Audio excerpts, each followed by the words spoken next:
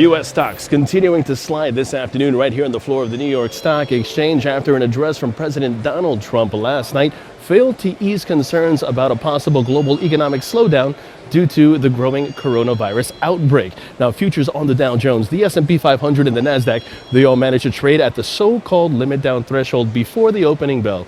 And yes, this morning, right after that opening bell, we saw history because the S&P 500 hit the New York Stock Exchange 7% threshold for a circuit breaker for the second time this week.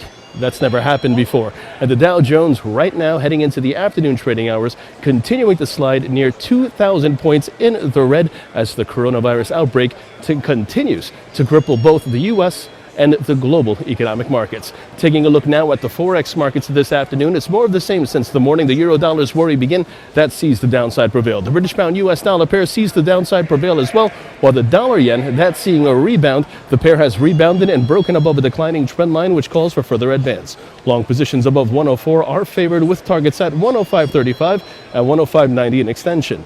Moving on, the Bitcoin is on the downside with a pivot point standing at 74.77, and gold, that's in focus as the downside prevail.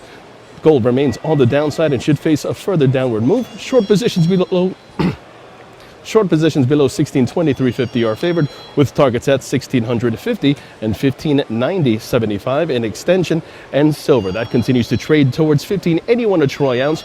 Don't forget to follow Trading Central on Twitter and other social media networks for all of your Forex market updates and for Trading Central Web TV from the floor of the New York Stock Exchange on this Thursday afternoon. I'm James Sweeney.